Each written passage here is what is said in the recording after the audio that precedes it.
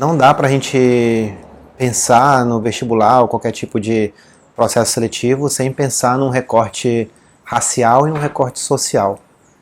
Eu sou um cara branco, um cara de família de classe média alta. Sempre tive acesso a os bons colégios, né? Curso de inglês, curso de música, tudo que eu acho que um jovem, um adolescente pudesse fazer, minha família conseguiu me proporcionar. Então, não existe nenhum tipo de comparação em relação a mérito, em relação à competição, com jovens que não tiveram as mesmas condições que eu. Então, muita gente me pergunta, né, dicas para o vestibular. A dica mais óbvia é uma coisa que a gente não tem poder, que é justamente pertencer a classes mais privilegiadas, né? E sem dúvida nenhuma, o maior argumento de você perceber que isso é real é olhar para os médicos que te atenderam nos últimos anos, olhar para os colegas de turma, se você for médico, olhar para as pessoas mesmo, sabe, dentro do hospital e perceber qual é a cor delas, qual é a classe social de elas vieram. É claro que existem exceções muito legais, mas infelizmente ainda existe no Brasil esse recorte social e racial muito forte. Então não tem como você pensar em um processo seletivo sem pensar nisso. Outra coisa também que eu acho que faz toda a diferença é a questão familiar. A minha família muito harmoniosa, assim, sempre conseguiu me proporcionar as coisas, não materiais, eu digo mesmo assim, o apoio mesmo, estuda, a cobrança de uma maneira legal, assim, sabe, sempre me incentivaram a estudar, me cobraram quando eu estava errado, nunca de uma maneira abusiva, coisa do tipo. Eu acho que essa questão faz toda a diferença, porque eu não tinha conflitos psicológicos, psíquicos para enfrentar, então eu tinha todo o meu gás para estudar. Outra coisa que faz muita diferença também é você tentar te cercar de pessoas que querem progredir. Isso desde cedo, entendeu? Então eu também tenho muita felicidade que meus amigos de colégio são pessoas que sempre foram muito dedicadas, quiseram estudar muito. É a minha percepção que sempre um puxou o outro para cima, sabe? Claro, cada um do seu jeito, né? Isso não quer dizer que não eram pessoas que gostavam de brincar, até a gente exagerava um pouco. Você se cercar de pessoas que vão te trazer coisas positivas é muito importante. E outra coisa também é que o vestibular ele é só uma ponta, né? Ele é uma prova num período, ali no terceiro ano, o Enem, né? Como você quer que seja. Mas ele reflete escolhas que você tomou muito antes, entendeu? Então não adianta querer estudar só no último ano. Dá para conseguir dar, mas você ganha muito mais quando no último período ali você está só revisando em cima de um conteúdo que você já construiu de conhecimento do que tentar aprender tudo ali. Então você ser um aluno regular, eu acho que é a grande sacada. Você não precisa ser aquele cara que só tira notão toda hora, mas eu acho que é você ser o aluno que sempre é regular, que sempre está se esforçando. Você não precisa muito para se esforçar no dia a dia se tudo na tua vida está confluindo para isso, né? E se você, de alguma maneira, está com uma dificuldade aí, às vezes num relacionamento, às vezes numa questão familiar, eu acho que você tem que pedir ajuda, sabe? Comunicar teus pais, os teus irmãos, até mesmo os teus professores, que com certeza talvez um profissional como um psicólogo e tal, com certeza vai te ajudar se você estiver passando por alguma situação assim. Eu acho que esse é o primeiro grande recado. Um outro recado também importante, já acho que mais focando para método de estudo, isso aqui não sou nenhum professor assim de ensino médio, né, que esses caras que são maceteados e tal, mas é importante você não estudar para prova só, mas estudar a prova. O Enem, né, que eu acho que é a grande prova agora, você tentar entender como a prova funciona, os mecanismos dela.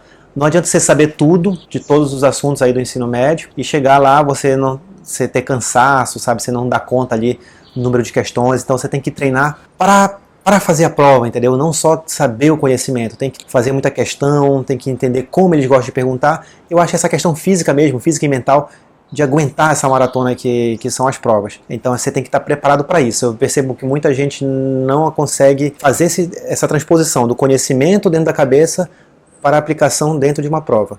E lembrar que uma prova ela não mede o conhecimento em si, ela mede a tua capacidade de marcar letra. Isso é péssimo. Mas infelizmente ainda é assim que a gente tem que conquistar a vaga no Brasil. Então vamos falar um pouco agora da profissão, né? Como é que é ser médico, né? Uma coisa assim que eu deixo claro, eu não fui aquele garoto que desde a primeira infância ali, sabe, queria ser médico e tal. Eu até pensei várias vezes, devido a ter um tio que eu admiro muito, que é médico. Mas assim, eu acho que a vontade mesmo de fazer medicina surgiu mesmo no último ano do ensino médio. E eu acho que não é vergonha pra ninguém, sabe, você descobrir isso depois. Tem muita gente que vai para outros cursos, né?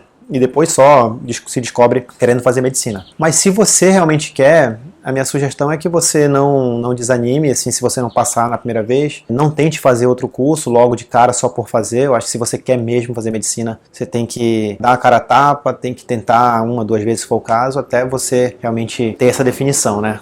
E sobre ser médico, eu acho que uma coisa que é muito legal de ser médico é o poder que a gente tem de tomar decisões. Eu acho que ser médico é isso, sabe? A palavra médico, ela vem de mederi, né, que em latim significa escolher o melhor caminho. Então ser médico é só isso, cara. É você escolher o melhor caminho. Escolher se aquele caminho vai ser uma cirurgia, se vai ser vai para UTI ou não, se vai ser por um remédio ou outro remédio, se vai ser por dar alta para o paciente. Qual vai ser aquele caminho, né?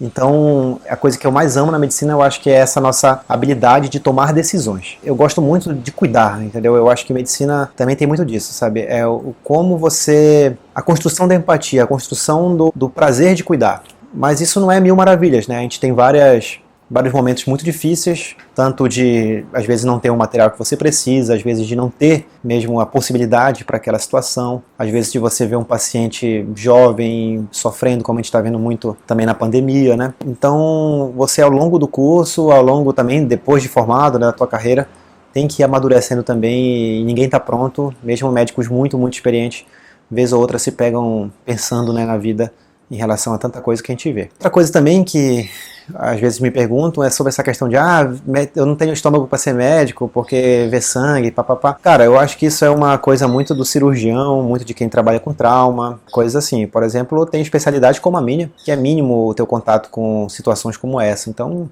não é um problema não, te garanto que não é um problema. E tem que ter cuidado quando a gente fala de medicina sobre essa questão de vocação, sacerdócio, coisas assim. Acho que a gente tem que ter cuidado com esses extremos, porque a medicina, ela ao mesmo tempo que ela é uma profissão e é o sustento, é o ganha-pão dos médicos, ela ao mesmo tempo não é um negócio. Ela não pode ser considerada apenas um negócio, apenas uma forma de ganhar dinheiro. E no outro extremo está o sacerdócio. Também não é isso. É uma vocação, mas não é uma vocação exclusiva. O médico tem o seu período livre, ele pode tomar sua cerveja, ir pra balada, viajar, fazer o que ele quiser e não deve em nenhum momento ser criticado por isso. Então, ele tem que ter a cabeça sã. Eu acho que essa é uma coisa que ainda vejo muito estranha no pensamento da sociedade brasileira. E isso até faz com que os médicos trabalhem muito mais do que aguentam, muito mais do que deveriam. E acho que a gente tem que repensar isso. E eu tento me policiar muito para isso não acontecer. É claro que agora, na pandemia, isso a gente tem que aguentar, ponto final. Mas depois que isso passar, eu acho que é uma coisa que eu preciso repensar também na minha carreira. Então, ela é uma profissão que tem muito excesso de trabalho, mas que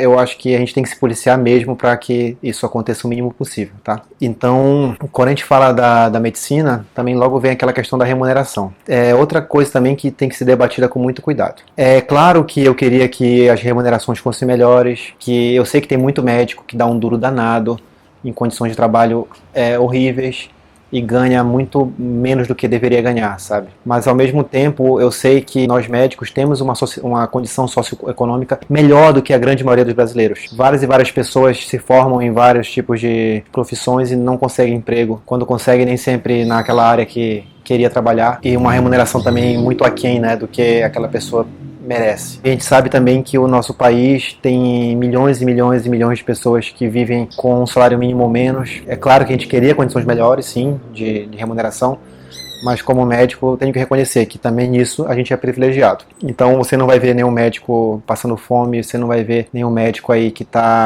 não consiga um emprego qualquer que seja quando sai da faculdade.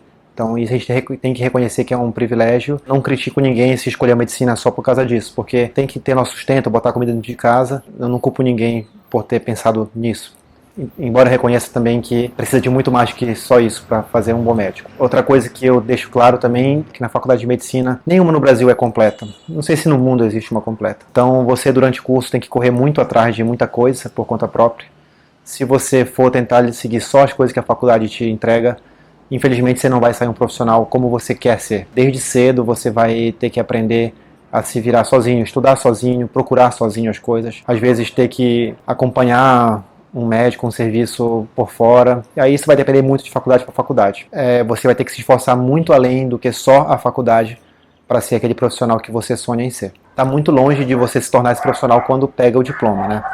Você já vai ter que batalhar, já vai tomar decisões, já vai ter vários desafios, mas essa constância na busca por se aperfeiçoar vai perdurar por toda a tua carreira. Então é isso, gente. Eu espero que eu tenha tirado algumas dúvidas. Qualquer coisa aí, se vocês quiserem perguntar mais alguma coisa, a gente responde nos comentários ou faz outro vídeo. E muito obrigado, viu, pelo carinho que a gente tem recebido aí nas diversas redes sociais. Beijão.